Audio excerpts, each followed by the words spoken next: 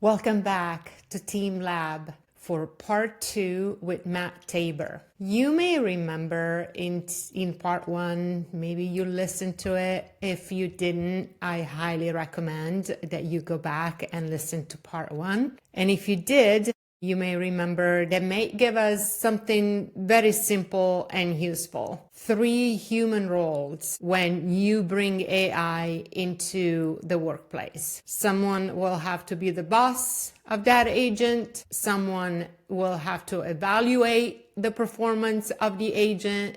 And someone brings this superhuman expertise when it really matters. We also heard why critical thinking is the muscle that makes all 3 roles work. Ask better questions and make better decisions. Today we turn into practice. We will make shared KPIs usable. We will show a sponsor cadence that you can actually see each week. And we will add 2 tiny rituals you can try right away.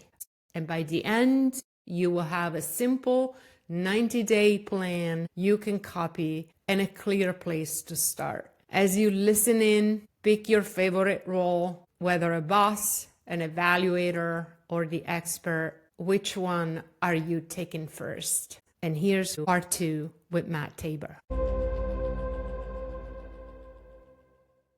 And I think also shared goals and shared KPIs not just in a superficial way, but really part of the business. Like you said, oh, Pat's got it. Everybody put the onus on him. But what if they all had a stake in that success? Yeah. And it's funny when you talk about the level of change, the level of opportunity and the market shifts that are happening right now.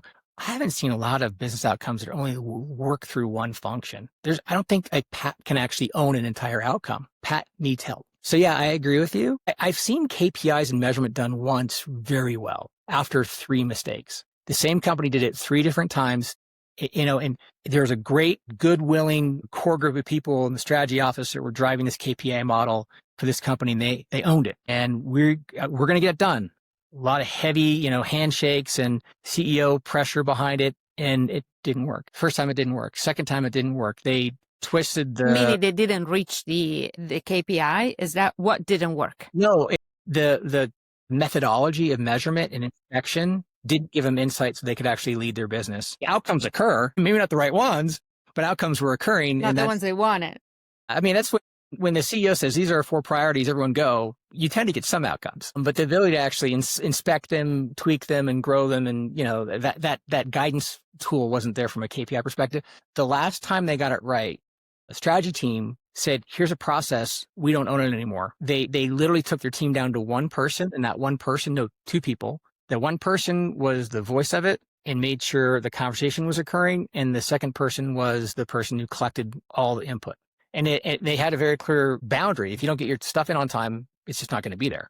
Bring it yourself. And you got to be ready to talk to it. And it was the way they ran the process was very complimentary. So if you weren't part of the conversation together, your part would just lose context. So they reduced, they became simple, and it worked because other people owned it and they felt like they had to, because they wanted to have access to that conversation. It's a great moment, Corey, where tweaks that teams can do is a really good evidence point for humans who find that one truth that they have to flip. The first 3 things weren't working. You could see us, a workflow banging its head on that same approach, and AI or that process resulting in not what we wanted. It might come back with some recommendations, but not what we wanted. Took that intervention, that actual release of ego.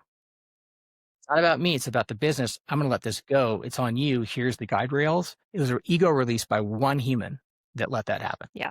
Because if you've got a team, a big team responsible, everybody else is sort of going, well, they've kind of got it. I don't have to be full in on this goal. Yeah. Right. But Matt keeps coming to our meetings. Who the hell's Matt? Sorry, I swear a lot, everybody watching. Right. I've been really good so far. Yeah. Well,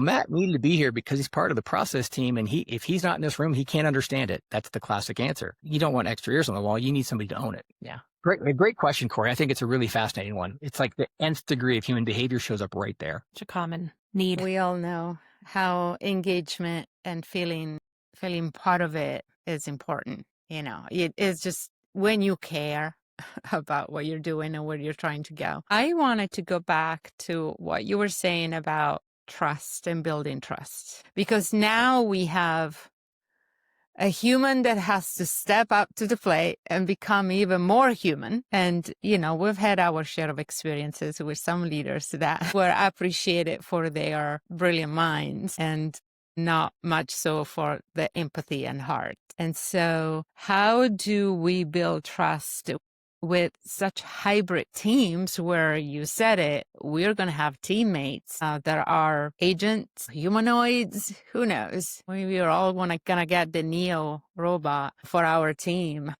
How do you build trust in that kind of scenario? Angela, I've done a lot of work in the space of empathy and vulnerability, and how vulnerability-based trust is actually quite powerful and gets better response faster than predictive trust. So I think all those things remain true. I have for years was addicted to this moment I could help create for teams where the human felt seen and they belonged. I love those moments. That's something that really fuels my passion. And I also recognize that those moments are sometimes deceiving because they're not structured in the conditions in which it's going to be met in the future. We can create it once and we can hold it as team coaches. We can create that moment and hold it for the room so they can have that beautiful expression of humanity. But if the conditions aren't there for in the future that are actually real, it won't be repeated again. So we might have just given somebody a one-time gift. And we can teach the team how to do it for themselves. Definitely, there's a way to continue to build that gift giving forever. However, with teams who do that quite well, if it's lacking connection to the actual outcome of the business, in the end, it becomes that first team ritual that gets skipped. There's a team ritual I love. It's called the P2, personal check-in, work check-in. I can't remember the second P. Professional. Thank you.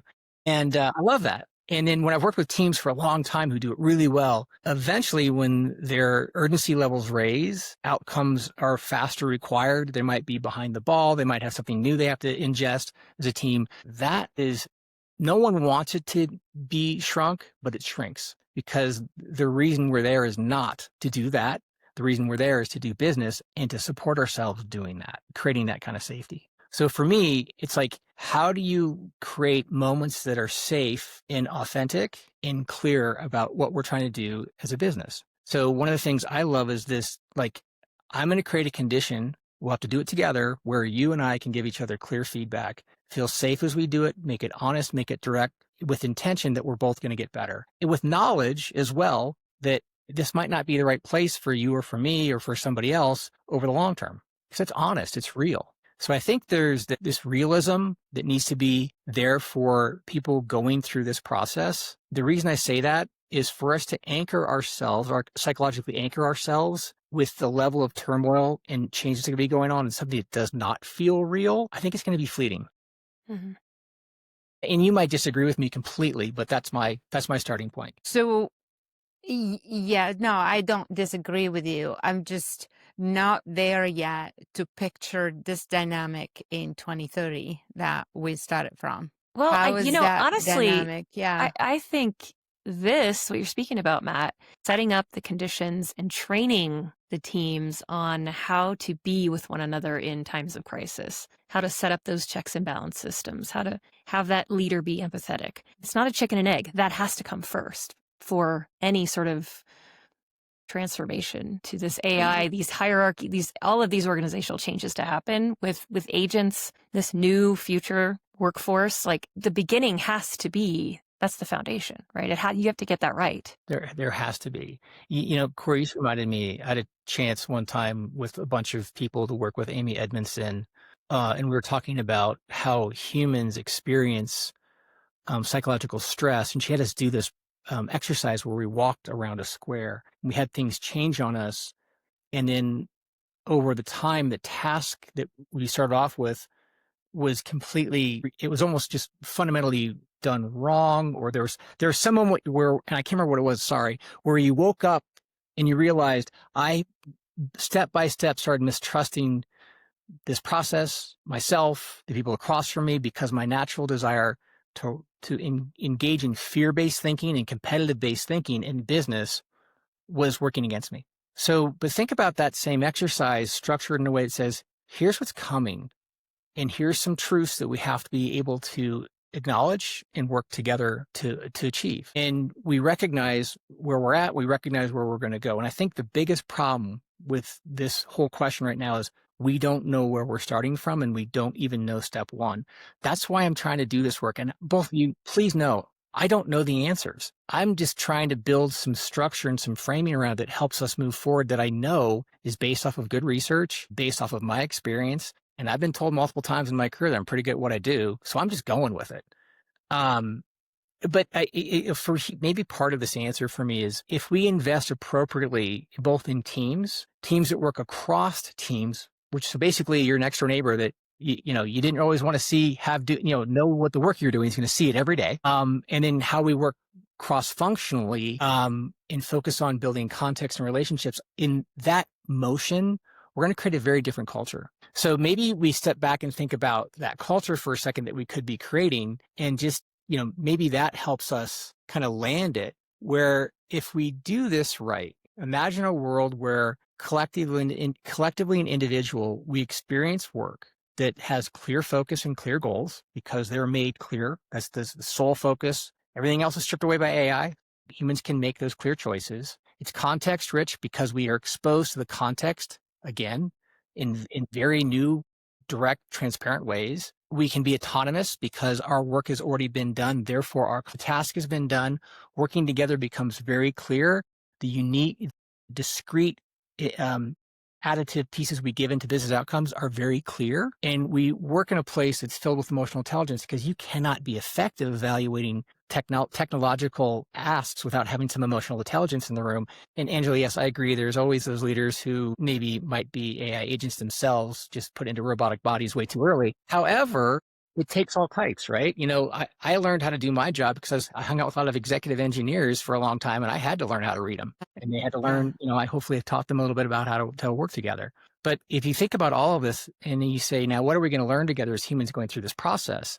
It's a pretty compelling culture to be in. I think, like I said earlier, I think we have to choose it. We have to structure it. I think some of these. Excited. Yeah. I'm listening to you, and I'm trying to imagine how this is going to play out. And I'm finding myself so excited. This is finally what I'm thinking is, this is giving the opportunity to create the workplaces that we always dreamt of. Yeah.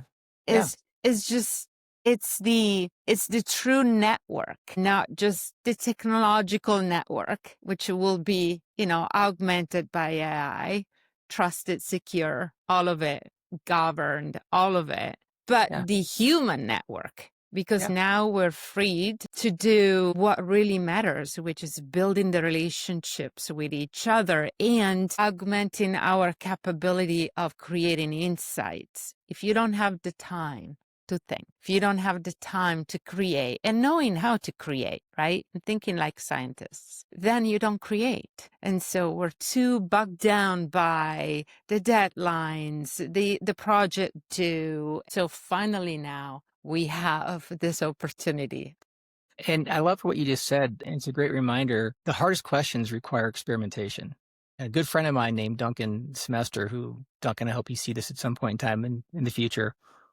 Thank you for what you've taught me, by the way. His belief is that you need a unique insight that creates some value, and then you need to experiment on that to truly innovate. He teaches innovative strategy. And I've so taken to his idea of experimentation. And when you read outcomes of experimentation, you can read data, great. You can apply reference points from the experiences based on the data that were run inside your experiment. But if you have a human there watching the experiment, you can skip a few validation steps. I did not say that out loud formally, Duncan. I just said it because I believe deeply in human ability to have foresight. Now, there's another piece here that just pops to mind that you just mentioned, Angela, and it's something that Vector Growth Labs, a group who I'm working with, who specializes in helping companies reignite growth or ignite growth further. It's really about, if you look at the way we structure our work, and if you think about the conditions you want it to be in, and you just ask some basic questions, things that we know to go do, but are so hard to do right now because it's so noisy. Their core thesis is, if we can come help you think about your growth plans, either at a customer side, at any level of that market experience, we can help you think clearly. Now, very skilled group of people. I really enjoy working with them. Highly recommend them. But what they're doing is taking known truths and making them accessible to people in that moment so they can experiment with them, play with them, adopt them, and move forward and grow their business. And I think there's something very powerful about the human experience there. And yes, AI will help, but to unlock that growth opportunity, it takes a person talking to a person who helps them think differently. That one person, without help, asked AI to solve the problem, they'd be building a reflection of their own current condition understanding. Right. Well, like growth, the Vector Growth Lab can help them think differently, and they'd get a different answer from their AI, but they'll also end up with a good growth plan. So I don't know, it's a fascinating thing. It played into this other work group I'm working on. Love it. Yeah, I see you fitting in very well with their mission. These are the conversations everybody's gonna have in a few years. Yeah, love to be a pioneer. But it's so funny when you heard get it in the here room. first. No, but I mean, that's like, it's so neat to have the honor. I should definitely acknowledge the honor and the opportunity that Zendesk gave me to live in this space up close and personal and watch the organization capabilities shift, watch the teams think differently, watch the type of thinking and skills shift dramatically. And it was a real pleasure and a real honor. I love that leadership team, by the way. They're very talented. But, you asked earlier, Corey, about how to get started, what recommendations and actions you can get started with. And I think it comes down to really small, discrete activities and practices. And Angela, you and I have worked on this for years. Like, how do you insert a new ritual? How do you insert a new one step and think about it differently together as a team and start acting on it differently together as a team? Next thing you know, you have change. Small, but you grow. So I have a couple things I've thought of that might be useful, not everything for all teams, but maybe one or two of these things make sense for a team that a listener might be on and teams I'm on. So I've started playing with this, and I really think this first opportunity is cool. Pick 2 or 3 tasks that you just do on your team. And maybe if you're shy, pick the team of 1 that you sometimes live on, and just pick 2 or 3 things that you do and give it openly, unabashedly to AI, and just give it to them and hold it accountable for it. Now you have to program it. You have to be the boss of it. You have to evaluate it. You kind of do everything at once. But on a team environment, let's say we took the practice of resource scheduling. Let's just say our team has to do that every day to make sure our people show up in the right place. Let's say we're running a group of consultants or advisors. So we're the 3 advisors, and we have to do this process of scheduling and da-da-da-da. It takes an hour every time we do it, and sometimes we have to redo it twice because new flights happen. Well, if we give that process to an AI agent, then allow it access, give it true access to our calendars, access to whatever thing we have to give it access to, and then evaluate its work and make it better and better. In about 2 to 3 weeks, we would never have that conversation again, except to notice those moments of truth that say, you know what? I just talked to the customer, and Angela, you're better at this than I am. You need to go. I can't go. We should probably reschedule. Then that's the value of a human engagement. And then that takes all the time, those 3 hours a week, let's pretend, and gets us down to 20 minutes of really important conversation that adds a ton of value. I would like to ask everyone to try that. Pick 1 or 2 tasks, give it to AI completely, enable AI, train it, which isn't as hard. There's lots of great videos out there. LinkedIn Learning is one of my favorite places to go for this stuff. And then evaluate the work, make it better, and then let it go. And the hardest part is not taking it away. You want to take it away from the agent like, oh, it's not right. You just want to take it away? Don't. As soon as you have 2 or 3 things that you think of AI as doing that work for you, it's very natural to start thinking about, well, AI is just part of our team now. So it accomplishes 2 things. It gives you productivity, and also starts pulling down that psychological barrier that AI is going to be part of our team. It just becomes it. Yeah. Really neat little shift right there. Any thoughts on that one? Love it, because I'm thinking how AI would dig the years of feedback, of surveys, of all the customers, and so that we can perfectly align that one consultant to the customer, from that experience. It's just those little use cases came up to mind. Okay, so now we free up the teammates, right? How do we make them more human? This is My second recommendation. Thank you. Go for it. We didn't talk. But so my next thing is with that, you spend an hour a day together, not hour a day, an hour a week, sorry, together, and just talk about what is our higher purpose? What is the higher work we could do? If we get our heads out of the scheduling bus and then now in a place where Matt can look at the actual, he has time, like you mentioned earlier, Angela, time to sit and be creative and think, recognize that Matt's not the right person to go to this customer. Angela is. That's an incredible value point. So the ability to step back and think constructively or in a different way about the value we're trying to provide to our customer, that's always a good use of time. So I think that you take the time that you get back and explore and define that higher level work contribution. What are those truths you can help uncover? They're going to change the way the game is played. They're going to change the way you add value to your customer. In my mind, that's the reason I use business outcomes all the time is like my core language is if you can take your time to be creative, innovative, experiment, and find a better way to deliver the outcome to your customer, you are going to win. And your team will feel like it's winning. And that feeling of winning, Angela, you and I talked about this not long ago, the feeling of winning is the most addictive thing that runs through the entire psychological stack of a human. And I'm talking Maslow's in that statement. Yeah, because you feel accomplished, of course. And you survive. Our brains are hardwired. The biggest part of our brain, our most durable part of our brain, and the deepest channels work on this. What does it take for me to survive every day? Do I eat? Do I sleep? How do I return to the success of staying alive? If you can be in a successful environment, you immediately stop worrying about food, about shelter, about being recognized. Things start falling away. Another way of saying this is if you've ever heard the statement of it's really easy to lead in a company that's growing. It's hard to lead a company that's, struggling. That's it. People want to be where success is happening. Yeah, of course. So if you think about okay, how do we recraft our work so we can drive higher levels of insight, higher level of success to the outcomes we're trying to provide? That's an amazing thing. And, quick hint, it's innovation, it's strategy, it's expanding your capabilities, expanding your footprint, helping read context and translating context, being a culture creating team, the way you think about you doing your work as an expression of a great work environment. Those are all excellent topics for humans to spend their time on. And I always hear, but we don't get time to do that. Great. Now you got it. So do it. Make it a task once a week. Think about the future work. Yeah. That's one ritual. What's the second ritual? So, okay. The first one was, put an AI bot to use and give it up, make it work. Second one is think about the future work that you can do as a human that fits into those categories. Third thing is it's really, really important. I believe it's critically important for us to build critical thinking skills as fast as possible, refreshing critical thinking skills. I was good in college. I was smart. God, about 5 years ago, I realized that half of my thinking capability was just gone, just gone. So how do you rebuild, refresh critical thinking skills and insist that is a way of communication and conversation? A great person, Antonia Turnquist, who I worked with at Zendesk, huge fan of this. And she would always say, stop, let's think that again. Well, let's go deeper there. Is that really what's going on? How do we think differently and deeper about this?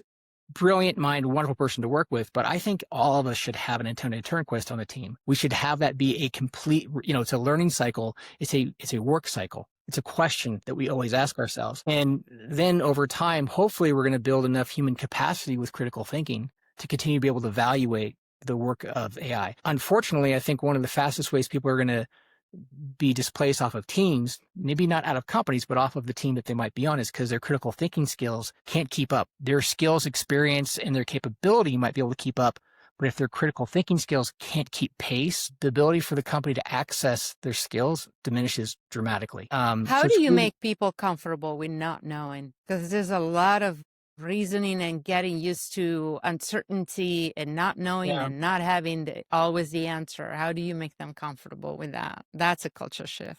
It's a human condition. We start off not knowing. We wake up every morning not knowing. We go to bed every night with questions unanswered. For me, I always talk about normalization of experience, but to normalize the fact that we don't know and to admit that we don't together collectively versus individually at night when we have a little bit of, there's a level of, I don't know a better word right now. I can't think of it, but there's a shame response to admitting I don't know, or I don't care to know, or I'm not self-criticism, all of it. Yeah. And that's the stuff that vulnerability and trust really helps break through, that helps team accelerate so quickly. But for me, it starts off with, it's okay to say, here's where we're at. And it's okay to say, I don't know, help. I've learned a lot from my own career recently just by asking for help.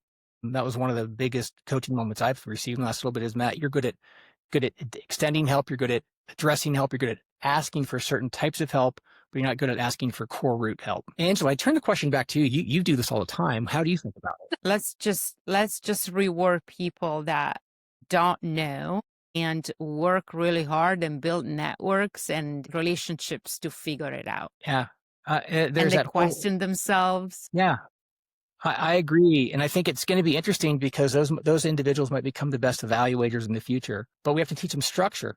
Like how do Yes. you do that knowing and their structured approach of discovery versus just knowing? Design thinking people know how to do this, right? How they bring people together and for creative ideas and breakthrough ideas. So there is a structure there. Yeah. And I like that. I like design thinking as a individual structure. I'm wary of it as a collective team structure only because it's easy for people to hide in that moment and then, reduce down to the normative, easiest answer.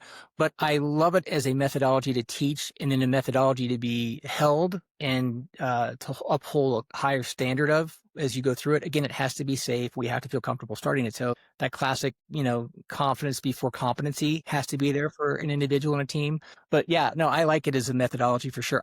It's the easiest thing for me is 5 whys. I don't forget it. 5 whys. Why? Oh, cool. Did I annoy you? Great. That was my intention. Let's annoy each other. Can make it funny. But yeah, no, I think those models work well. I think, to institutionalize a way of thinking that is based on problem solving at a deeper level and asking hard questions about our data, asking hard questions about our assumptions. Okay. I mean, this next one for me is super simple, but a lot of teams don't do it. Teams we work with, I think the 3 of us work with know to do it now, but invest in psychological safety broadly, deeply. And it can't be individual programs, individual tap on the toe moments. The thing I like about that P2 ritual that we mentioned earlier, personal and professional, thank you, Corey, is it's memorable. It's something people can prepare for, and it's durable, and it gives people a chance to track each other's personal narratives through life. That's powerful. There's other things that I've seen happen where it's like, well, let's sit down and talk for 10 minutes in the corner every 4th month if we get to it, hoping to reinvigorate this sense of emotional connection. There's programs that I see now where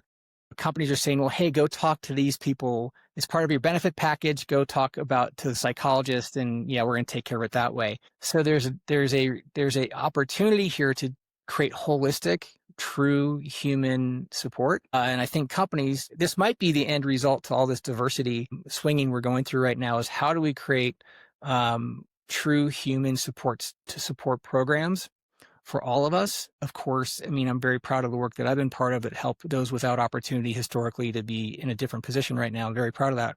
I don't want to ever take anything away from that. However, how do we provide that level of emotional support holistically across all? But there are shifts like that happening across our society right now that I think are going to become part of this need to say, how do we create holistic psychological safety for all members of the team and understand where they're coming in, understanding what we can do to help them grow and to flourish. Some people don't need it. They don't want it. Some people need more of it. Yeah, but I think it's going to become more than it has been, I guess, is my very inelegant statement. So it sounds like to me we need to take care of the humans first and then worry about the robots. Always. That's the beauty of the team leader, is they become in charge of that experience. We've all seen that team leader who's just amazing with people. Everyone wants to be on their team. Or that leader that you remember to this day. Why do you remember that leader, right? Not because they made their numbers every quarter. It's because they took the time to sit down with you and they actually cared about you and genuinely, and they wanted to help you out. These are the leaders that we remember in our career. And those are leaders who actually do sustainably hit numbers over the long term because they build good teams. So yeah, I agree. So the last thing I think teams can try that I think is going to be very powerful and play forward, it'll add a lot of value today, but it'll add even more value as things continue to evolve, and it might lead to a level of quick movement, is how do you as a team invest in cross-team and cross-functional relationships and understanding the context? So if you're on that cross-functional project, how do you actually truly understand and build a relationship and truly understand the context of the work that partner is doing, and what drives their needs, what drives their their desires and their choices, the more you learn about that, the more you can bring back to your team, and the quicker as AI becomes more task driven and takes some of those tasks off the table, the more you can start shifting into that cross-functional relationship that you just talked about, Angela. I think it's really, it's like, it almost becomes like a quick 20-minute check-in at the end of a project. Hey, thanks so much, did a great job. And tell us about the people you met, tell us about their work context, what they care about, things that are actually bothering them. Is there anything we could do better to support them? Just a real quick debrief in that space. And people can learn that behavior. Not only does it help us start building those relationships, but it helps us thinking carefully about how those things impact our work, because it's going to be very transparent very quickly. This is so powerful. That one aspect of building, working across and removing those barriers it will be so strategic for companies, because ultimately the stakeholders are the same. The customers are the same. You are both two sides of the same coin. And so now you know each other so deeply, and what you do and why you do it. And it's gonna, yeah, I'm very excited about that too. There were a few things that I got excited about today. Good. Glad. This new workplace, it's worth staying with. I think so. It's going to be very exciting. I think it's up to us to shape And it. it's worth help building it, help the leaders and their teams building Right. it. And that's why we called this podcast Team Lab. The experimentation scenarios that you put out, Matt, have been really, really solid and concrete steps. So I hope our audience really appreciates and takes to heart some of what you said, or all of it. It's inevitable. All this 5 years, in the next 5 years, who knows where we'll be with AI at that point, but we have to take action now with our teams, with our leaders, continuous learning. Matt, we want you back so we can check in with you in a few months on your road to accelerate AI adoptions and helping leaders and teams and organizations. Yeah, no, this is kind of our course anchor point of our coaching and team coaching practice, and some organizational performance work we do as well. I'll just say that I agree with Corey. There's a lot of conversation. We might be a little bit ahead of it because we put a flag in the ground, but we'll keep learning. We're all going to keep learning. I highly recommend, though, that everyone accept that AI is going to be a team member. And as that happens, tasks are going to pull off your plate and be done faster, maybe even better, by an autonomous agent or some sort of system. And that's good, because it frees you up to do the harder truth finding, the harder empathy-driven work that truly drives differentiated strategy, that truly creates great capabilities for an organization, that builds great culture, that changes the way we address our customers we try to serve. So I hope everyone can embrace it, feel comfortable, feel proud, feel strong, and then share with me, anything that you learn. It's a big research project in the end. So if you want to get a hold of me, I'm on LinkedIn. Yes, we were about to ask. Yeah. And then the group is called BCGN Group, and it's me and another couple people, and it's BCGN stands for our dogs' names, because we all love our dogs. But yeah, if you want to talk about this further, want to shout at us and say, no, that's wrong. Love it. Love good conversation. Anything we do to help. Thank you. Fantastic. Thanks. It was fun. So here's what's sticking with me from today's conversation with Matt. It's not actually about the AI agents becoming teammates. It's about what becomes possible when we finally free ourselves from the burdensome tasks we've accepted as just part of our jobs. We can begin to unlock more connection with each other, more time, and work might just start to become a place we enjoy. So that gave us 5 concrete rituals we can start this week. First, pick 2 or 3 tasks and hand them completely to AI. Second, spend 1 hour weekly thinking about your team's higher purpose. Third, rebuild your critical thinking muscles. And lastly, invest in real psychological safety. Super clear. So here's my challenge for you. Pick just one of Matt's rituals. Try it for 2 weeks and see what changes for you and your team. And then tell us about it. Reach out on LinkedIn, tag us in your post, share what's working and what's messy, because as Matt said, we're all figuring this out together. Thanks for listening to Team Lab, and don't forget to subscribe if you haven't already. We'll see you next time.